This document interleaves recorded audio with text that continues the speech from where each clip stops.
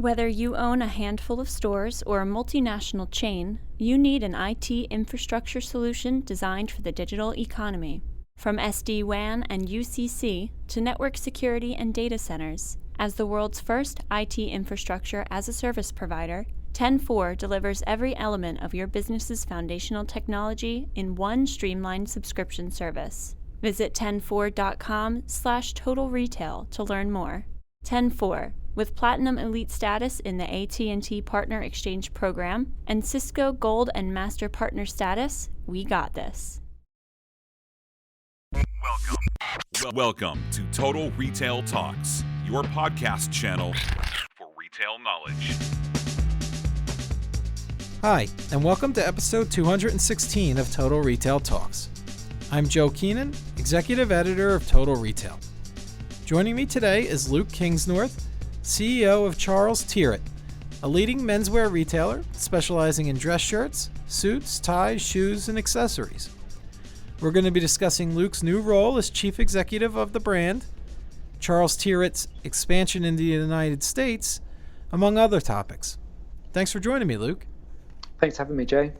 So I think a good place to start would be to have you, as I mentioned, you're the CEO of Charles Tyrwhitt, recently appointed to that position. Can you start by telling us a little bit about your professional background, and then kind of a second part to that is, what does it personally mean to be named CEO of the company you've worked at for nearly 10 years?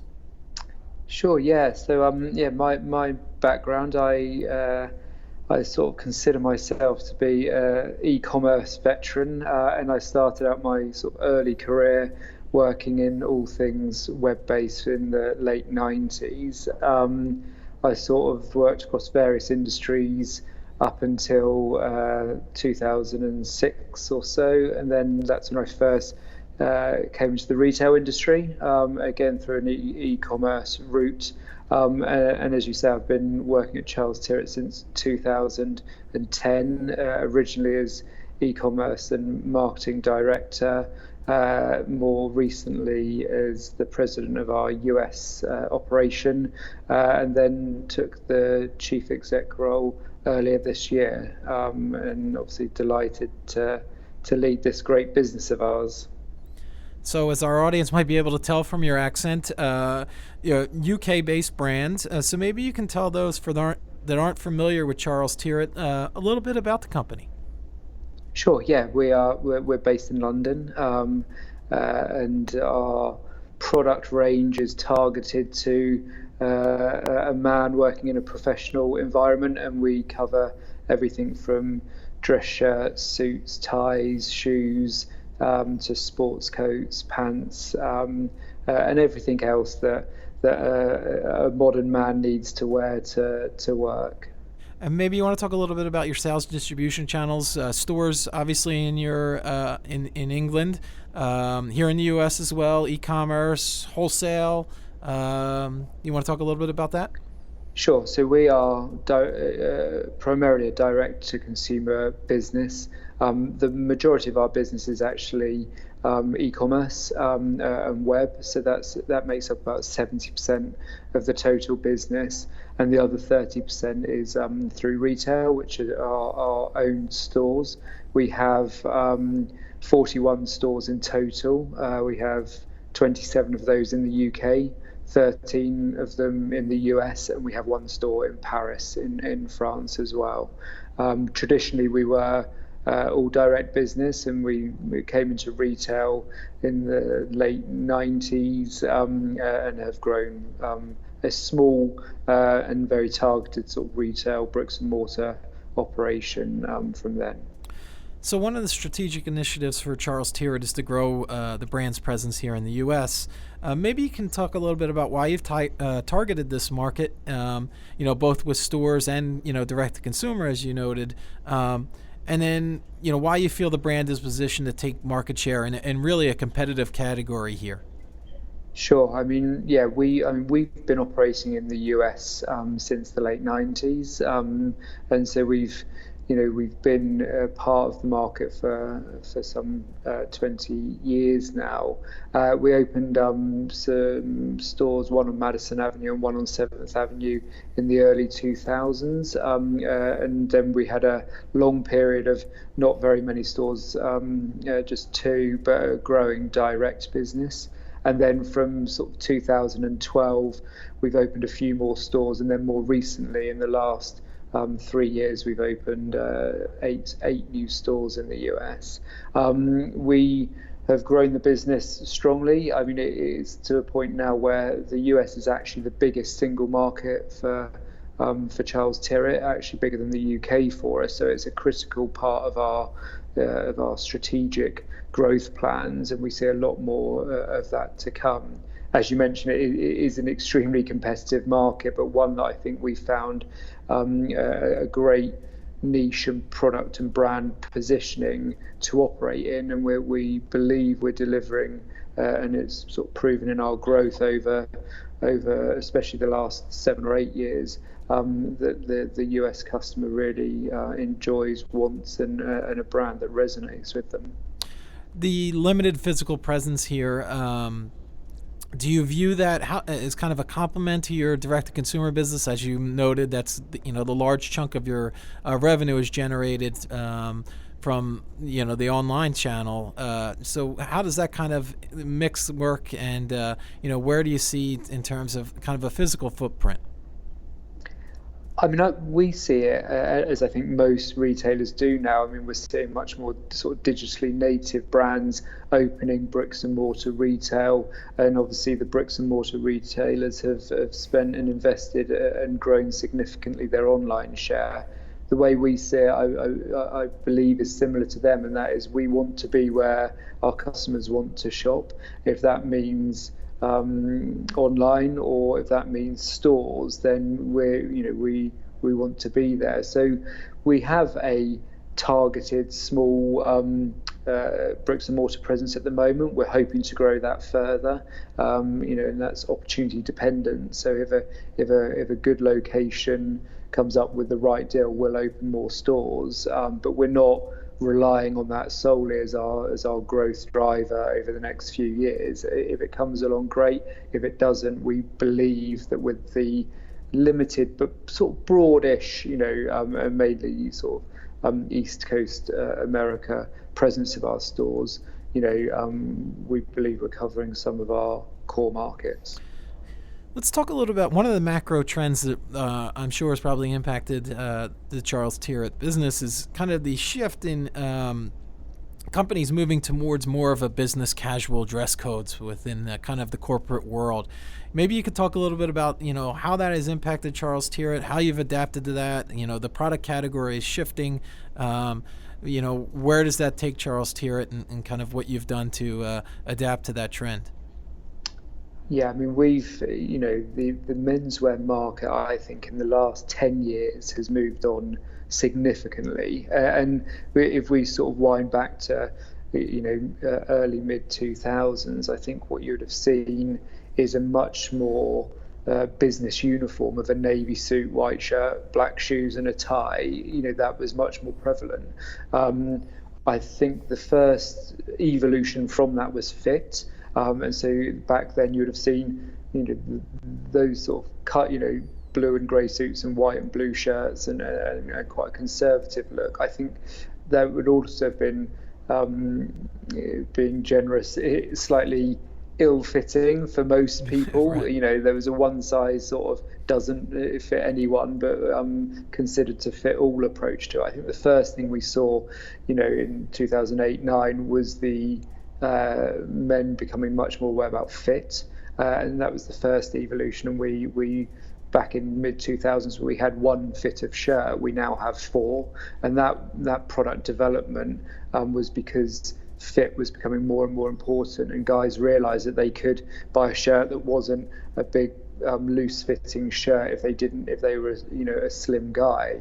So we saw that happening, and that crossed across all of our different categories. Started with shirts, but we sell 3 fits of suits, we sell different 3 fits of of pants. So that was the first evolution. Yeah. But still a relatively conservative, dress code, if you like. And then touching on the point that you've raised there, I think in the last maybe 3 to 5 years, and it feels like it's an accelerating trend, is this opportunity for a more business casual dress code. And I think on that poses a lot of challenges, but a lot of opportunities.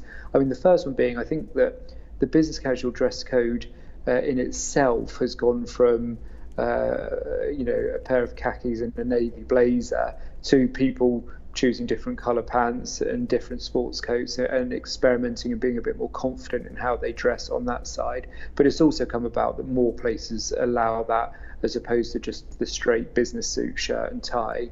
What that means for us, we believe that we are the best business to buy what you wear to work in a professional environment. And that used to be a navy suit and white shirt. It still is for a lot of people, but it's increasingly sports coats and pants. So we've adapted our product range, and that part of our business has grown significantly over the last 5 years. And we see that continuing. And so that's where we're focusing a lot of our product development efforts and time going forward. I mean, our core area is still shirts, and that's what is the sort of biggest category of our business. And we've seen it there as well. So now we do have formal shirts, but we also have business casual shirts that are, designed to be worn with or without a tie, have a slightly softer collar, maybe slightly bolder designs and textures and fabrics. Yeah, I would imagine as part of your marketing strategy, you want to get that message out that, to the your point around, the different fits of the products that you have, but also the broader assortment that you're having. Are you kind of pushing that in sort of your marketing messaging that, this is now available from the brand? We are, yeah. And I mean, I think it's reflected in the products we hold in store, but also in all of our marketing materials, that acknowledgement that's there. And also, I think it's an opportunity because, as a guy that shops there, I don't think there's a brand or business that's really known for that. When I think of the dreaded business casual term, which can strike fear into a lot of guys, you don't immediately think of, I know where to go, where I can buy that, or a company that's going to help me put that outfit together. So I think that's our big opportunity, and that's one that we're really focused on delivering. Yep. So as product categories, change, another, kind of shift is we're seeing, changing consumer behavior. And this is particularly, relevant as, mobile adoption and online shopping continues to just spike.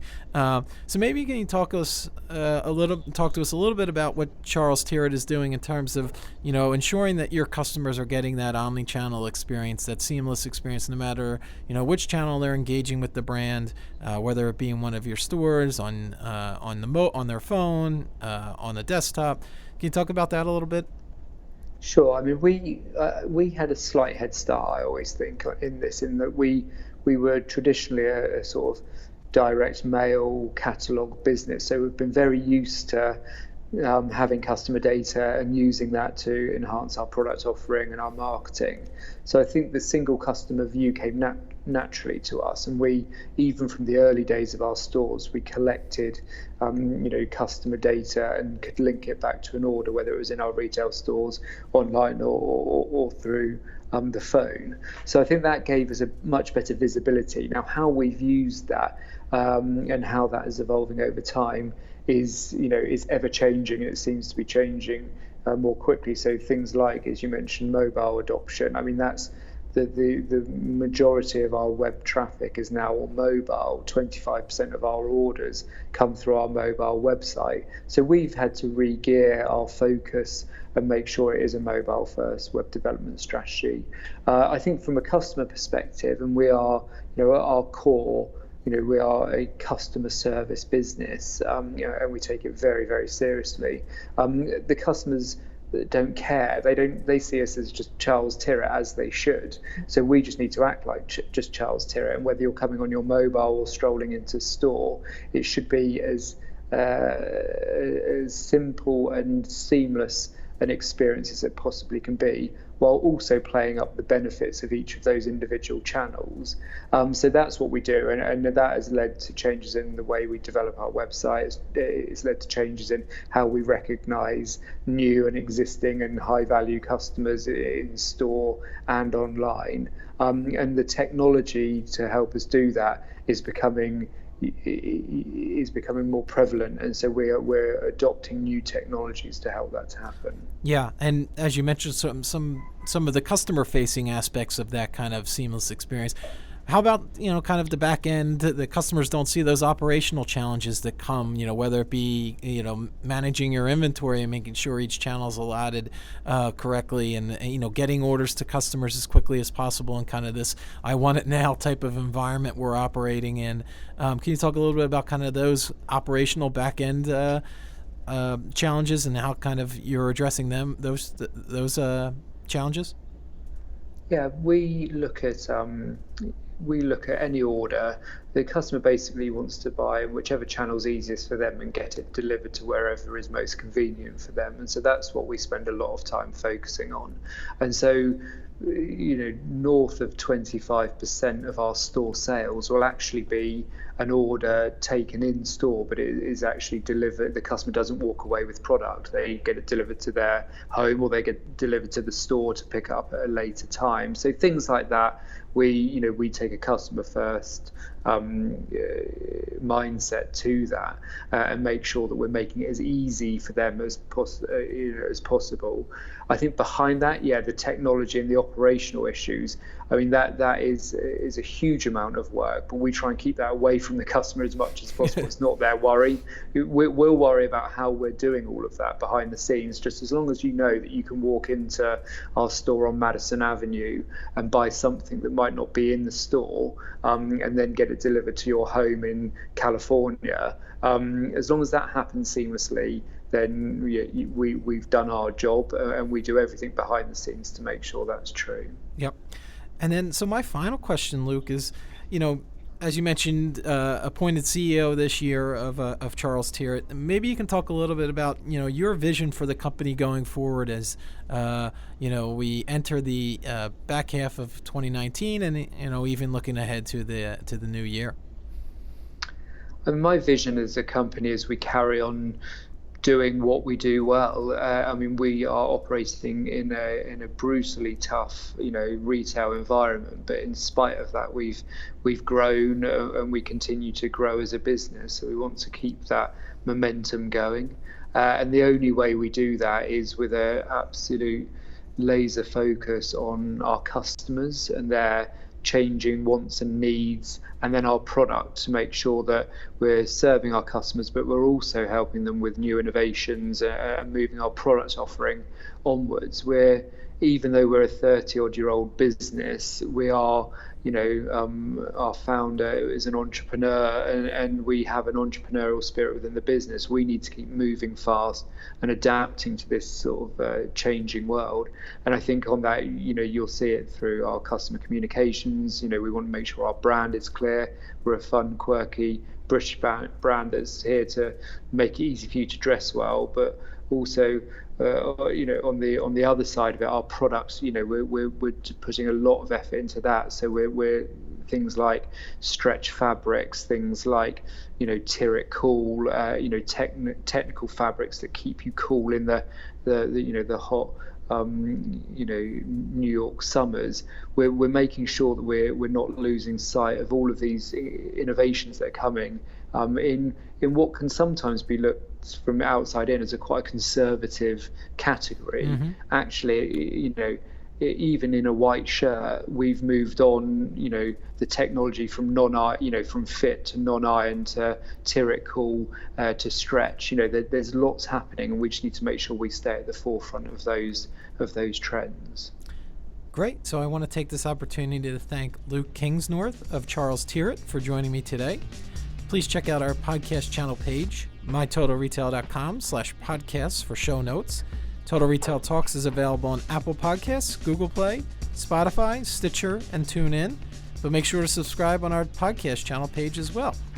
Also, please take the time to rate and review this podcast. Thanks, and I look forward to you joining us on the next episode of Total Retail Talks.